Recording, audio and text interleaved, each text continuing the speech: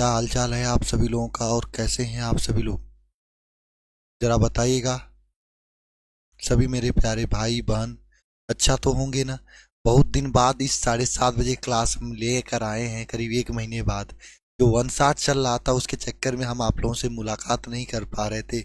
शाम को 7:30 बजे बहुत ही टेंशन था कि हमारे प्यारे प्यारे भाई कहाँ होंगे, कैसे होंगे। लेकिन फिलहाल आज मिलने का मौका मिला है। तो सभी को सबसे पहले सभी को मेरी तरफ से जय माँ सरस्वती। और थोड़ा गला में इन्फेक्शन हो गया है जिसकी वजह से आवाज़ थोड़ा दबी सी लग रही होगी। इसके लिए आप सभी लोग थोड़ा एडजस्ट करिएगा, माफ़ करिएगा। और हम चलते हैं आज के कुछ मोस्ट इम्पॉर्टेंट क्वेश्चंस के क्लास में, जो कि आपके बोर्ड परीक्षा में बार बार पूछा जाता है। ऐसे प्रश्न पे काम करेंगे हम लोग, ठीक है। शुरुआत किया जाए।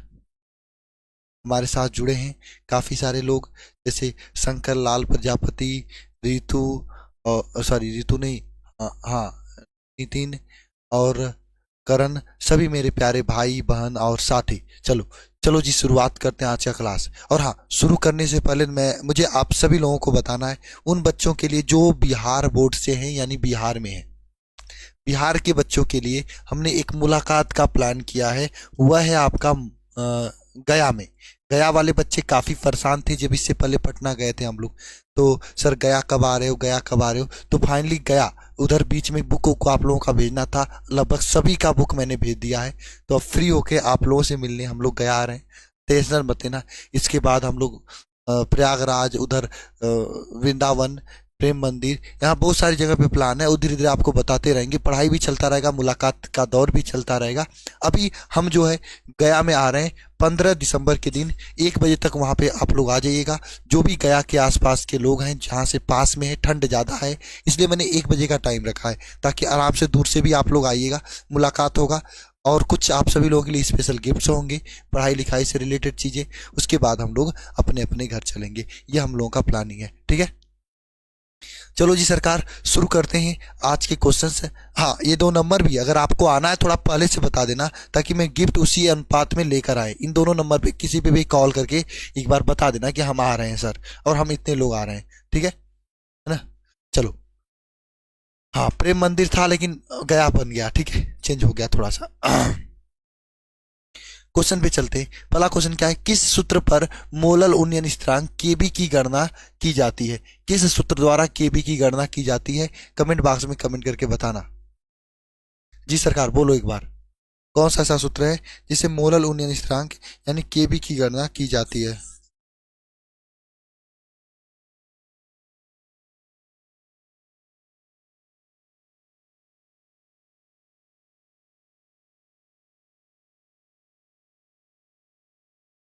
बताओ।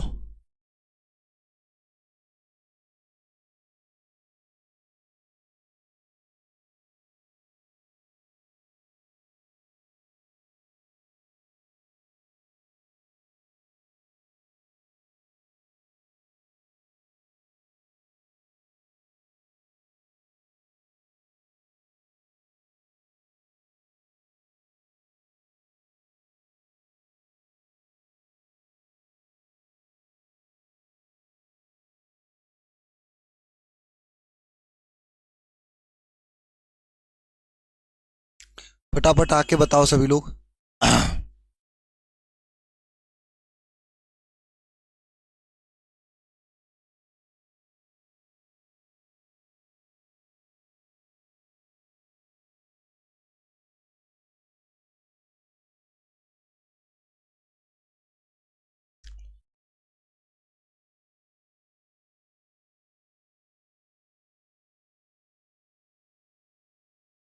सब लोग नहीं आए हो अभी।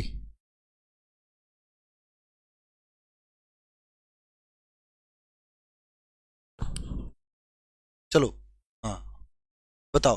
देखो, केबी की गणना करना है तो आपको मैंने बताया था, मोलल उन्नयन स्थिरांक delta TB is equal to क्या होता है, केबी इंटू यम होता है। यम क्या होता है यहाँ पे, यम होता है मोललता।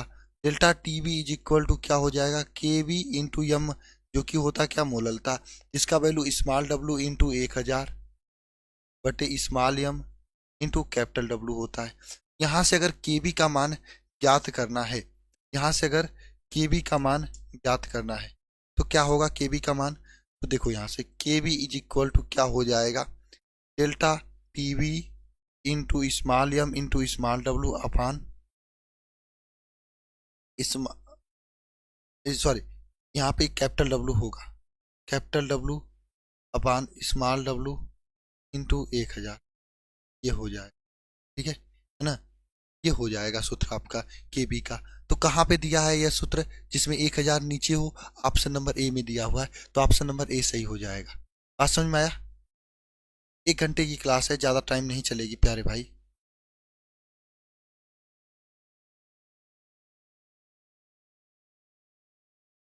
बात समझ में आया क्या आप लोगों को? बताओ।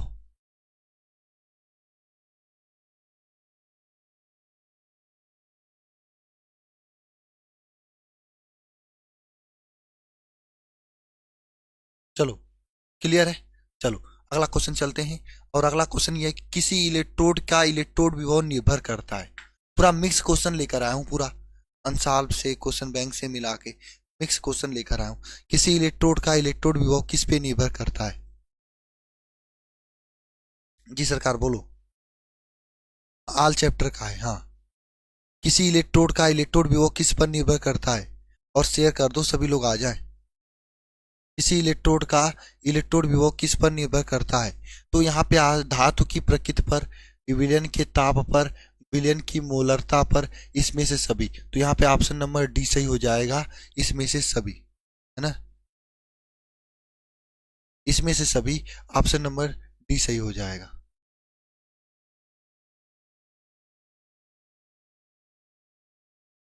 ऑल ऑफ दीज, इसमें से सभी हो जाएगा, क्योंकि ऑप्शन नंबर डी में दिया हुआ है।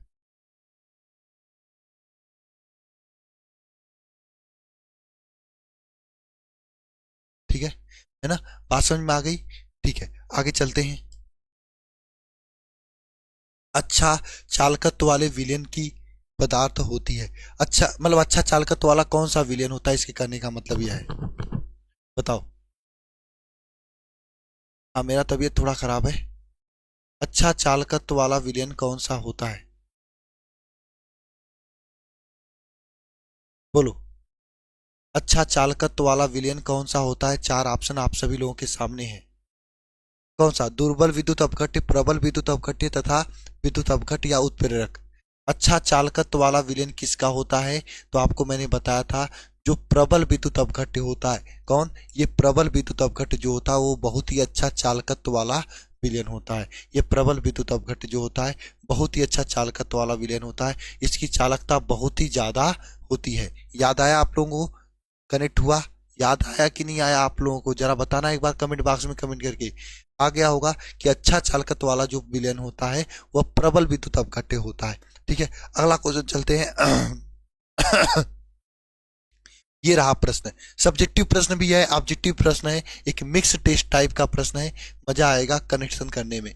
इस क्वेश्चन का बताओ, चालकत्व क्या है? चालकत्वता प्रतिरोध में संबंध लिखिए। चालकत्व की परिभाषा कोई बता पाएगा क्या? 2 नंबर वाला प्रश्न है, चालकत्व की परिभाषा कोई बच्चा बता पाएगा क्या? चालकत्व क्या है? जी सरकार बोलो भाई, एक बार मेरे प्यारे प्यारे भाई बहन बोलना सभी लोग कि चालकत्व क्या होता है। हाँ बोलो बोलो, आंसर भी नहीं बता पा रहे हो आप लोग। हाँ चालकत्व क्या होता है? चालकत्व क्या होता है बी बता रहे हो? अरे चालकत्व की परिभाषा पूछ रहे हैं। देखो क्या होता है, वैद देखो अरविंद मौर्य ने सही बताया, क्या है? वैद्युत प्रतिरोध के व्युत्क्रम को, वैद्युत प्रतिरोध के व्युत्क्रम, व्युत्क्रम, व्युत्क्रम, व्युत्क्रम को क्या कहते हैं? चालकत्व कहते हैं। चालकत्व कहा जाता है। वैद्युत प्रतिरोध के व्युत्क्रम को चालकत्व कहा जाता है ना? ठीक है ना? नहीं, विशिष्ट चालकता उसे कहा जाता है ना। तो वैद्युत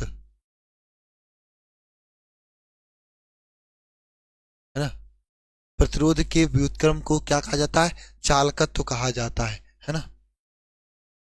इसे जो है, इसे किससे प्रदर्शित करते हैं? सी से क्या करते हैं? प्रदर्शित करते हैं,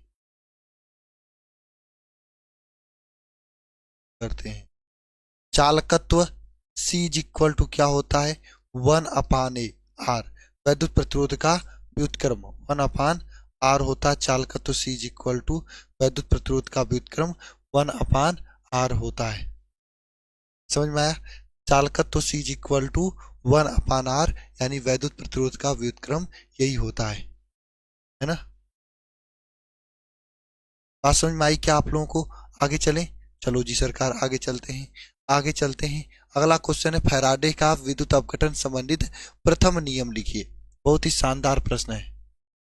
फैराडे का विद्युत अपघटन संबंधित प्रथम नियम लिखिए, और एक बार दबा के शेयर कर दो।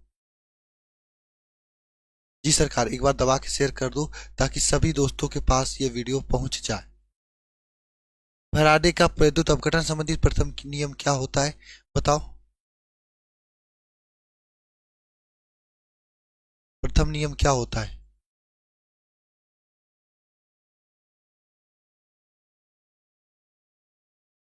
प्रथम नियम क्या होता है? विद्युत अपघटन की प्रक्रिया में इलेक्ट्रोड पर मुक्त होने वाली पदार्थ,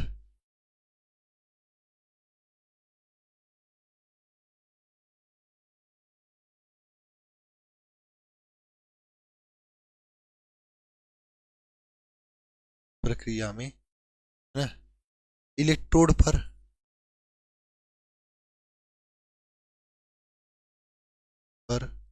मुक्त होने वाली जो पदार्थ पदार्थ की मात्रा क्या होती है? प्रवाहित आवेश के समानुपाती होता है, समानुपाती होती है, प्रवाहित आवेश के समानुपाती होती है। यानी प्रथम नियम के अनुसार विद्युत अपघटन के प्रक्रिया में इलेक्ट्रोड पर मुक्त होने वाली पदार्थ की मात्रा W क्या होता है? प्रवाहित आवेश Q के समानुपाती होता है ना। प्रवाहित आवेश Q के समानुपाती होता है। ठीक है, बात समझ में आई? आगे चलें, है ना। ठीक है, अब ये Q के समानुपाती है। हम लोग क्या लिखते हैं यहाँ पे? W is equal to Z, एक विद्युत रासायनिक तुल्यांक का यूज कर लेते हैं, जेड इंटू क्यू कर देते हैं। ये सब इंपॉर्टेंट क्वेश्चन है प्यारे बच्चे, लगाते रहना सभी लोग। और यहाँ पे ये Q का वैल्यू किसके बराबर होता है? I इंटू टी के बराबर होता है। तो W का वैल्यू क्या हो जाएगा? ZIT हो जाएगा W का। ठीक है, क्या हो जाएगा? ZIT हो जाएगा।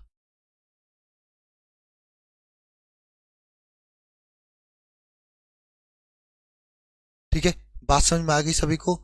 ZIT ये सूत्र होता है फैराडे का विद्युत अपघटन का प्रथम नियम से संबंधित। और हाँ, आगे बढ़ने से पहले मैं आप सभी लोगों को बता देना चाहता हूं कि वरदान 3.0 बैच बढ़िया तरीके से चल रहा है। रिवीजन क्रैश कोर्स है, इसी दिसंबर में इसका सिलेबस कंप्लीट होने वाला है। अगर आप चाहते हो कि 60 तरीके से पूरा रिवीजन हो जाए तो आप इस बैच के साथ आ सकते हो। फीस मात्र 399 रुपए है। इसके साथ में शिखर बैच और शिखर 2.0 बैच भी आपको फ्री दे दिया जाएगा। इंग्लिश स्पोकिंग का बैच भी फ्री दे दिया जाएगा। 399 फीस नहीं, इस समय तो फीस आपका 299 रुपए है। इसमें आपको एक इंग्लिश स्पीकिंग का बैच भी फ्री दिया जा रहा है। आप alpha institute pro app download करके ज्वाइन कर सकते हैं, या फिर ये नंबर है 930 577 1375, इस पर कॉल या व्हाट्सएप करके भी ज्वाइन कर सकते हो। नेक्स्ट क्वेश्चन बताओ, इसका सही जवाब बताओ। ये क्वेश्चन सही है, इस क्वेश्चन का आंसर क्या होगा?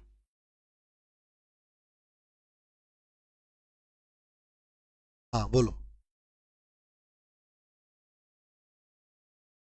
बोलो क्या होगा यहाँ पे? यहाँ पे बताइए। एक अपक्रिया है, इसका वेग स्थिरांक दिया हुआ है, तो कौन सी कोटि की अभिक्रिया है? बताओ।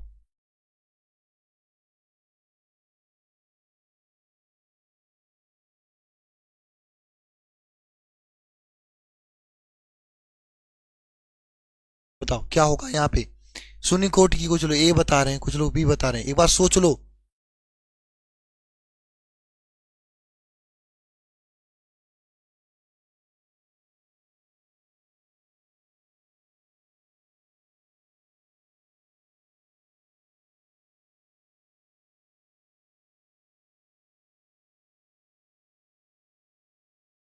बताओ।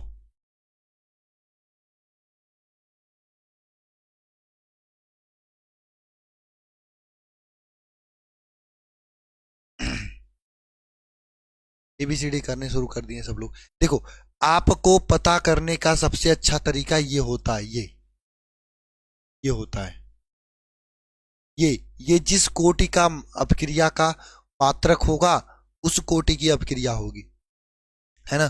जैसे वेग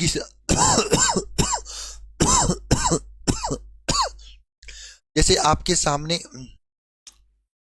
ये है ना, क्या है, लीटर प्रति मोल, है ना, सेकेंड इनवर्स, यही है ना। अब ये है आपके सामने, ये किस कोटि की अपक्रिया का वेग स्थिरांक का मात्रक है, बताओ। द्वितीय कोटि का आपको मैंने बताया था, क्या होता, मोल प्रति लीटर, है ना। पावर कितना होता है, बताओ, 1 - n होता है, n-1 होता है, ठीक है, सॉरी 1 - n होता है, 1 - n होता है, ठीक है। अब देखो यहीं से निकाल लेते हैं, ठीक है, 1 हाँ, इसके पावर कितना होता है, 1 - n होता है, और लीड सेकेंड इनवर्स हो जाएगा यहाँ पे, सेकेंड इनवर्स हो जाएगा, ठीक है ना। अब देखो यन का मान अगर आप, यन का मान अगर आप कितना रखोगे, 0 रखोगे, है ना, तो कितना आएगा, है ना, नहीं आएगा। अगर आप यन का मान 0 रखोगे तो क्या है, मोल प्रति लीटर सेकेंड इनवर्स होगा, लेकिन यहाँ पे मोल इनवर्स दिया है, 1 रखोगे तो ये 0 हो जाएगा। यन का मान अगर आप 2 रखते हो तो क्या आ जाएगा यहाँ पे, मोल प्रति लीटर, यहाँ पे 1 - 2 सेकेंड इनवर्स हो जाएगा, है ना, ये 1 - 2 सेकेंड इनवर्स हो जाएगा। इसको और आगे सॉल्व करोगे तो मोल प्रति लीटर पावर -1 सेकेंड इनवर्स हो जाएगा, है ना। इसको और आगे सॉल्व करोगे तो क्या हो जाएगा, बताओ, लीटर, है ना, क्या हो जाएगा, लीटर, लीटर ऊपर से नीचे चला जाएगा और मोल इनवर्स रहेगा, है ना। अब बताओ, इतने अच्छा क्वेश्चन में आप लोग कंफ्यूज हो गए, है ना, सेकेंड इनवर्स रहेगा, यही तो दिया है, यानी ये द्वितीय कोटि का अपक्रिया है, ऑप्शन नंबर सी सही होगा। मुंह बन गया आप लोगों का, बातें करते रहते हो क्लास में आना जाना कुछ है नहीं आप लोगों को, गलतियां होती रहती हैं। हम्म,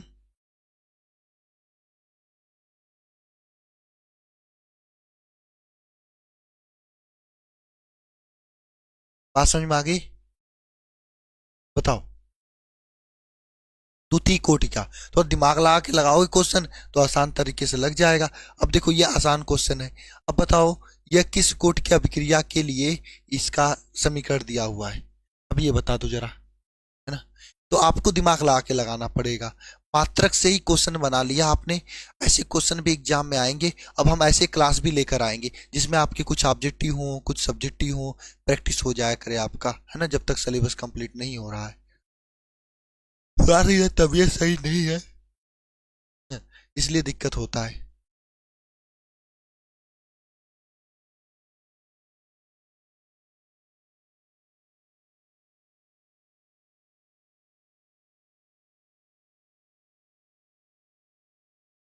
शून्य कोटि, अरे शून्य कोटि में, शून्य कोटि में गलत बता रहे हैं, शून्य कोटि फिर से, शून्य कोटि कैसे होगा यार, है ना। अच्छा, अपक्रिया की कोटि, हाँ ये तो शून्य होगा। अच्छा, अगर मान लो मैं ये लिख देता हूं कि अब मैं एक प्रश्न पूछ रहा हूं, देखता हूं कौन बता लेगा, एक बार कोई कमेंट बॉक्स में कमेंट करके बताएगा कि हाँ बता पाओगे या नहीं बता पाओगे। एक प्रश्न, ये तो शून्य कोटि हो गया, क्योंकि यहाँ पे अभिकारक की सांद्रता के 0 घात के समानुपाती है, इसलिए शून्य कोटि हो गया। लेकिन अगर मैं ये करता हूं कि अर्ध आयुकाल टी हाफ जो है अगर प्रोपोर्शनल है सांद्रता के 0 घात के समानुपाती, तो बताओ ये किस कोटि की रासायनिक अभिक्रिया है। अगर रासायनिक अभिक्रिया का अर्ध आयुकाल जो है सांद्रता के 0 घात के समानुपाती है तो ये किस कोटि की रासायनिक अभिक्रिया होगी। ऐसा प्रश्न है। यह अर्ध आयुकाल जीरो घात के समानुपाती है। एक बार लिख के बताओ, ऐसा प्रश्न कंफ्यूज करने के लिए पूछ दे और आप शून्य कोटि मार के आ जाओ, घबरा जाएगा। यहाँ पे अर्ध आयुकाल जो है टी ए पावर जीरो के समानुपाती। हाँ बोलो, एक बार सोचो। वन कोटि, हाँ बहुत गजब। चलो देखो क्या होता है कि शून्य कोटि की रासायनिक अपक्रिया का अर्ध आयुकाल T half is equal to कितना होता है, के बाई टू ए होता है। प्रथम कोटि के लिए अर्ध आयुकाल होता है T half is equal to 0.693 अपान के होता है ना, ये होता है। ठीक है, यही होता है। ये शून्य कोटि के लिए होता है, ये प्रथम कोटि के लिए होता है। अच्छा देखो, इसमें यहाँ पे एक सांद्रता का पद है, लेकिन इसमें सांद्रता का पद नहीं है, नहीं है, नहीं है ना इसमें सांद्रता का पद, है ना। तो ये किस कोटि की रासायनिक अपक्रिया हो जाएगी, तो ये प्रथम कोटि की रासायनिक अपक्रिया हो जाएगी। ये किस कोटि की रासायनिक अपक्रिया हो जाएगी, तो ये प्रथम कोटि की रासायनिक अपक्रिया हो जाएगी। यहाँ पे मतलब ये अगर कहे ये टी हाफ ले तो ये फर्स्ट ऑर्डर रिएक्शन हो जाएगा। ठीक है, फर्स्ट ऑर्डर रिएक्शन हो जाएगा। समझ में आई क्या बात आप लोगों को?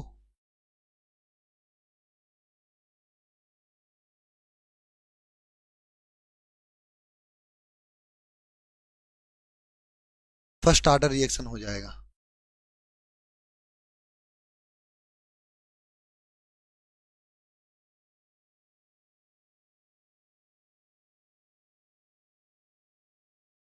अच्छा है, बढ़िया है भाई। चलो यहां तक तो चीजें सही हो जाएगा, आगे चलें। देखो अब कहा है प्रश्न कि प्रथम कोटि की अपक्रिया का वेग स्थिरांक का मात्रक क्या होगा। प्रथम कोटि की रासायनिक अपक्रिया जो है उसके वेग स्थिरांक का मात्रक क्या होगा,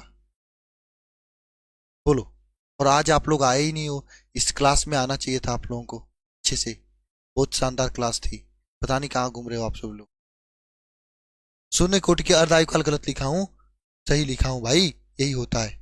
अरे हाँ गलत तो लिखा गया है यहाँ पे,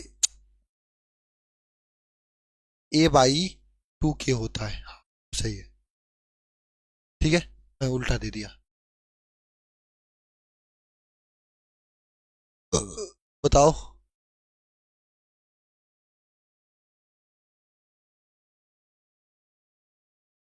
बोलो क्या होगा यहाँ पे।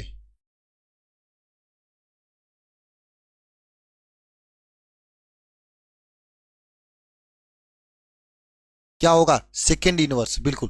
प्रथम कोटि की रासायनिक अपक्रिया का मात्रक यहाँ पे सेकेंड इनवर्स होता है। अच्छा निकालोगे कैसे, मैंने ट्रिक आपको बताया था क्या, मोल प्रति लीटर, और यहाँ पे पावर में क्या होता है बताओ, यहाँ पे n-1 ये होता है, नहीं ये नहीं होता है, 1-n होता है, 1-n सेकेंड इनवर्स ये होता है पावर में। बात समझ में आई क्या? हम्म, बोलो, आगे बात समझ में? चलो जी सरकार, आगे चलते हैं। अगला क्वेश्चन, अब देखो इसमें बताओ औसत वेग क्या होगा, कोई बच्चा बता सकता है इसका औसत वेग क्या होगा, औसत वेग क्या होगा? अब बिहार बोर्ड के लिए भी है, यूपी बोर्ड के लिए, जब जो क्लास स्पेशल होती है वहां पे लिख दिया जाता है कि ये स्पेशल इस बोर्ड का क्लास है। अभी फिलहाल ये दोनों बोर्ड के लिए चल रहा है। यहाँ बताओ औसत वेग क्या होगा, आप बताओ।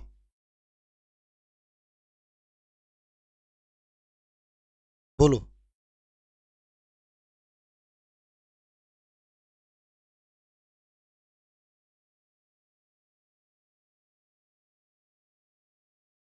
बताओ औसत वेग क्या होगा, फटाफट कमेंट बॉक्स में कमेंट करके बताना यार। हम्म, किसी को नहीं लग रहा है?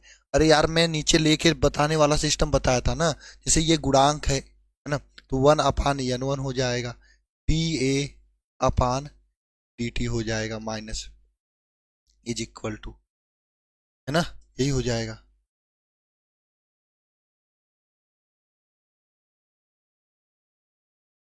ठीक है, इज इक्वल टू, यहाँ पे फिर गुणांक है तो 1/n2 हो जाएगा, डी बी अपान डी टी हो जाएगा, इज इक्वल टू, यहाँ पे ये गुणांक है m1 तो 1/m1 हो जाएगा, डी सी अपान डी टी हो जाएगा। यहाँ पे गुणांक m2 है, 1/m2 हो जाएगा, D T upon D T हो जाएगा, ये हो जाएगा, है ना। सही हुआ। ये क्वेश्चन समझ में आया? ऐसा हो जाएगा नहीं हो जाएगा, बताओ सबके लिए भाई। तो इस तरीके से इसका औसत वेग लिखा जाता है, निकाला जाता है ना। आपको पता होगा, मैंने आपको ये बताया भी था, है ना। अब देखो ये क्वेश्चन बताओ मुझे, किसी रासायनिक अपक्रिया की आणविकता से आप क्या समझते हैं? उदाहरण द्वारा इनके उत्तर का पुष्टि कीजिए। बताओ। देखो शंकर लाल प्रजापति ने आंसर दे दिया अच्छे तरीके से, और कोई बच्चा, कोई भाई, कोई बहन हमारा आंसर नहीं दे रहा है। अब लो जी सरकार, ये तो गलत है ना। हम्म, भयंकर गलत बात है कि नहीं? बहुत ही बड़ी गलत बात है।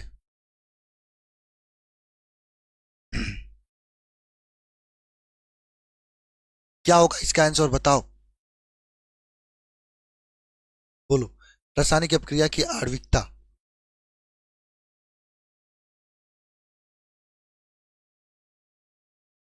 रासायनिक अपक्रिया की आणविकता क्या होती है? बताओ परिभाषा क्या लिखोगे? किसी किसी अभिक्रिया, किसी अभिक्रिया में भाग लेने वाले न्यूनतम न्यूनतम अणुओं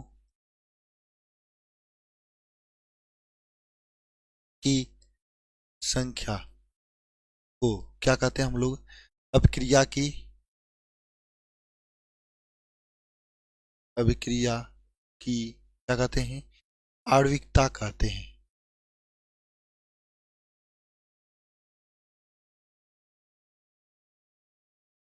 अपक्रिया की आणविकता कहते हैं। किसी रासायनिक अपक्रिया में भाग लेने वाले न्यूनतम अणुओं की संख्या को क्या कहते हैं? रासायनिक अपक्रिया की आणविकता कहते हैं। उदाहरण के साथ में समझाना है, तो उदाहरण में देखो N2 plus 3H2 gives out 2NH3, ऐसा लिख सकते हैं। तो यहाँ पे देखोगे तो आणविकता कितनी हो जाएगी? ये तो एक अणु है, ये 3 अणु है, तो यहाँ पे आणविकता कितनी हो जाएगी प्यारे बच्चों? यहाँ पे आणविकता कितनी हो जाएगी? यहाँ पे इसकी आणविकता कितनी हो जाएगी? 3 1 4 हो जाएगी। बात समझ में आ रही है? आणविकता कैसे निकाली जाती है? नहीं समझ में आ रही है आणविकता कैसे निकाली जाती है? समझ में तो आ ही रही होगी और समझना भी है। अच्छा, किसी संतुलित रासायनिक अपक्रिया कर लेना अच्छा लगेगा, संतुलित रासायनिक अपक्रिया, है ना। किसी संतुलित अभिक्रिया में भाग देने वाले न्यूनतम अणुओं की संख्या को क्या कहते हैं? रासायनिक अभिक्रिया की आणविकता कहते हैं। ठीक है। इसी तरीके से अगर आप दूसरा रिएक्शन लिखना चाहो, H2 plus Cl2 gives out 2HCl, इसकी बता दो आणविकता कितनी होगी? इसकी आणविकता कितनी होगी? तो देखो एक ही अणु, एक ही अणु, तो इसकी आणविकता कुल कितनी हो जाएगी बताओ? आणविकता कितनी हो जाएगी? बोलना मेरे प्यारे भाई सभी लोग, कितनी हो जाएगी आणविकता? 1 2, कितनी हो जाएगी आणविकता? 2 हो जाएगी।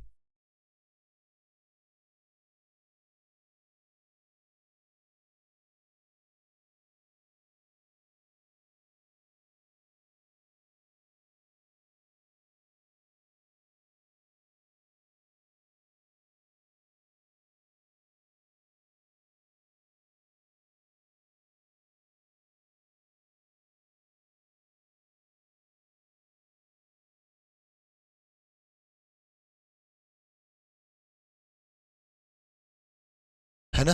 तो जितने इसमें अणु की संख्या होती है वही इसकी क्या होती है? आणविकता होती है। बात समझ में आ गई आप लोगों को? नहीं समझ में आई? अणुओं की संख्या जो होती है वही इसकी क्या होती है? आणविकता होती है। नहीं, ये वाला 2 को नहीं लिखा जाता है, एक अणु होता है।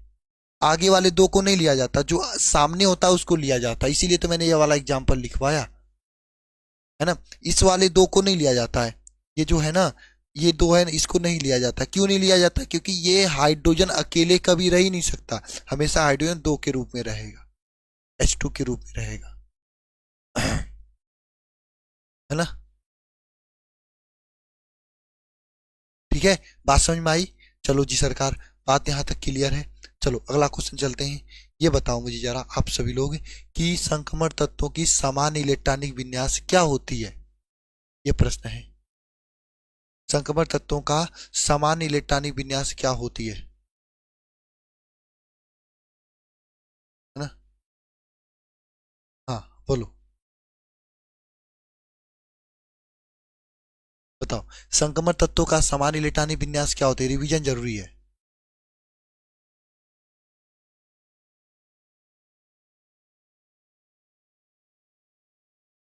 बोलो।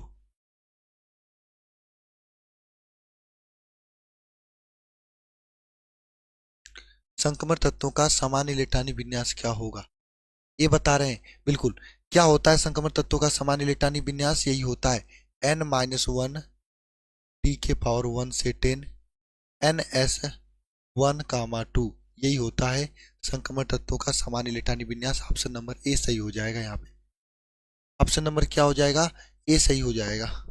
ठीक है सरकार, चलो आगे चलते हैं, है ना।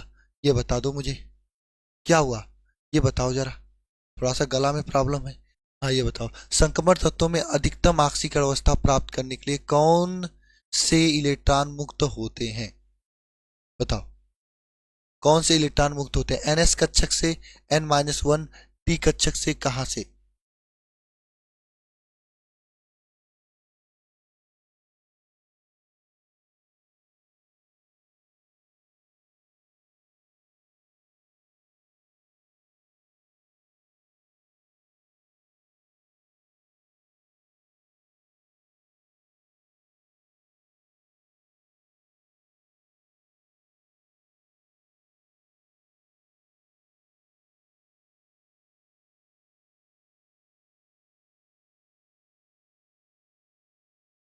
बताओ कौन सा सही हो जाएगा?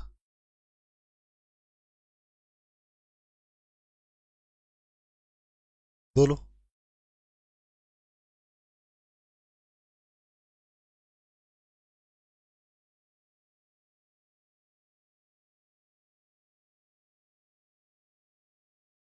कौन सा सही हो जाएगा? सी वाला? नहीं, देखो, अधिकतम प्राप्त करने के लिए NS का भी निकालना पड़ेगा और N-D का भी निकालना पड़ेगा, तब अधिकतम प्राप्त होगा। ऑप्शन नंबर डी वाला सही हो जाएगा। N-1D से ही कैसे हो जाएगा? दोनों से निकालोगे तब सही होगा। कैसी कैसी बात बोलते रहते हो आप यार, इतना पढ़ने के बाद भी क्वेश्चन गलत कर दे रहे हो। पी वाला कुछ लोग बता रहे हैं, N+1D कैसे हो जाएगा? अब देख लो, मैग्नीज है, मैग्नीज ना, Mn25, इसकी ऑक्सीकरण अवस्था निकालना है, कैसे होता है? इसका इलेक्ट्रॉनिक विन्यास क्या हो जाएगा? आर्गन 4s2 3d5 होगा, ये होगा। अब इसका अगर मान लो मैग्नीज Mn7+ में निकालना है अधिकतम ऑक्सीकरण अवस्था, तो क्या करोगे भाई बताओ? यहां से इलेक्ट्रॉन बाहर निकलेंगे, है ना, तो पहले 4s के निकलेंगे, फिर 5d के निकलेंगे, तो यहाँ पे क्या हो जाएगा? आर्गन 4s0 हो जाएगा, 3d 0 का हो जाएगा, तो ये कंडीशन होगा। क्यों, बात समझ में आई क्या?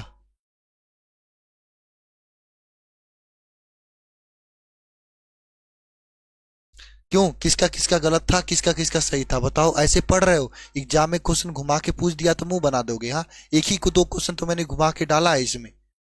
किसका किसका सही था, एक बार हाथ उठा देना, फिर मैं देखता हूं, आगे की ओर बढ़ता हूं। ठीक है जी सरकार, बोलना किसका किसका सही था और किसका किसका गलत था, मुझे देखना है।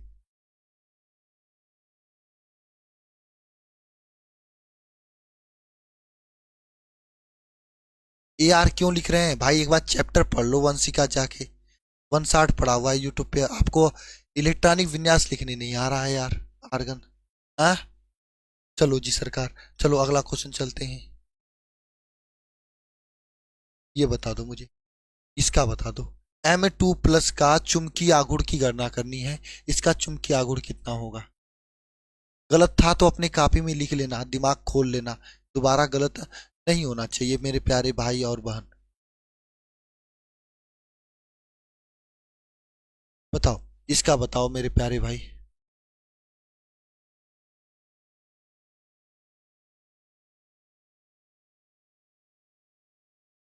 हाँ, इसका बताओ, ये तो सही होना चाहिए ना।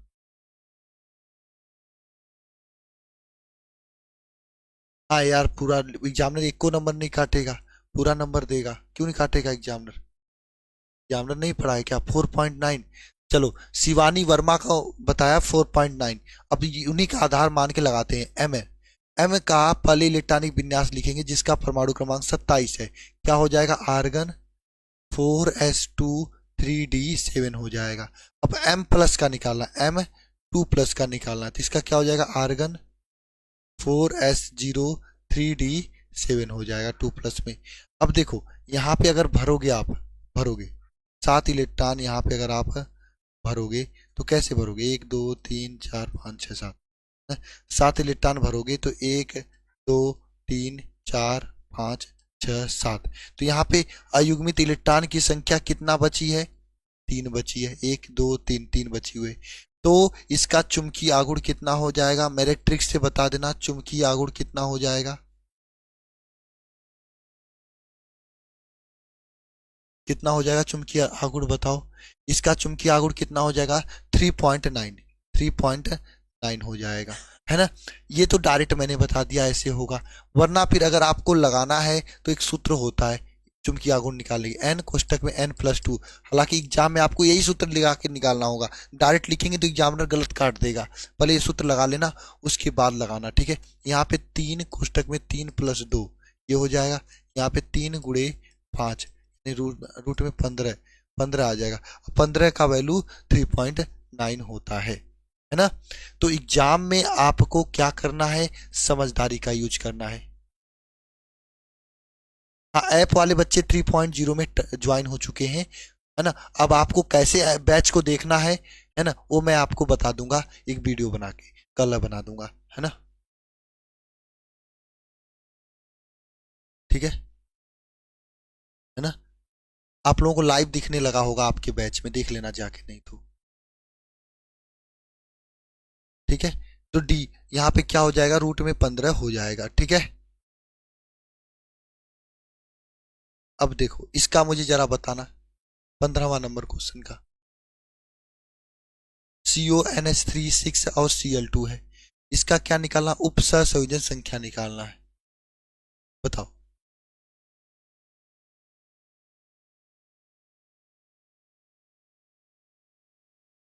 बोलो, क्या निकालना है? उपसंयोजन संख्या निकालना है।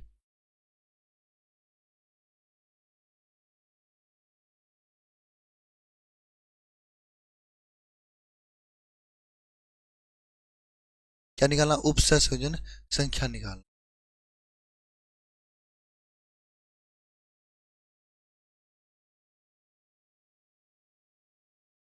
कितना होगा उपसंयोजन संख्या?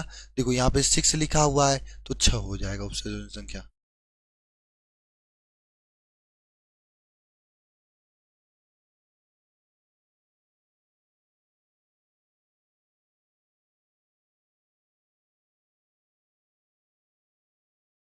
बात समझ में आई?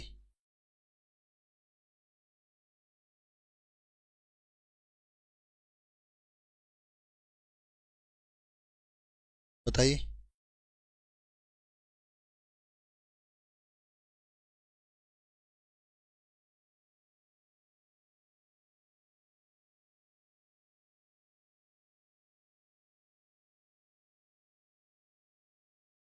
चलिए ठीक है ना। चलिए, थोड़ा गले में दर्द है मुझे ज्यादा, है ना। मैं क्लास को ज्यादा नहीं रखना चाहता हूँ। एक क्वेश्चन होमवर्क दे के जाना चाहता हूँ आप लोगों के लिए। इस क्लास का होमवर्क इसी क्लास में देना, ठीक है। ये आपका गृह कार्य रहेगा, और हम लोग मिलेंगे कल, ठीक है। कल फिर से 7:30 बजे मिलेंगे, कुछ स्पेशल क्वेश्चन, स्पेशल चीजों को लेकर। और प्यारे भाई, एक बात ध्यान रखना, जो भी बच्चा यहाँ बिहार गया से है, गया में ग्रेटर बुद्धा स्तूप पर 15 दिसंबर को 1 बजे जरूर आ जाए और मुलाकात करेंगे। कुछ चीजें आपके लिए बुक वगैरह लेके आ रहा हूँ, बुक वगैरह दूंगा, ठीक है। और हाँ, ये देख लो, ये 2 नंबर है, इस नंबर पे कॉल पहले से करके बता देना कि मैं आऊंगा, मेरे 3 दोस्त आएंगे, सभी को लेकर आओ, है ना, सभी को लेकर आओ, मजा आएगा यहाँ पे मिलने में। और हाँ, एक चीज ये भी है कि समझदारी से समय से आ जाना, है ना। 1 बजे मैं वैसे पहुंच जाऊंगा 12 बजे ही, लेकिन 1 बजे का टाइम मैंने मान रखा है कि 1 बजे तक जो है हो सकता है मैं पहुंचूं वहां पे, ठीक है ना। तो चलिए ठीक है, सभी का स्वागत रहेगा बिहार की धरती पर, गया बुद्ध गया की धरती पर, और मजे तरीके से करेंगे हम लोग।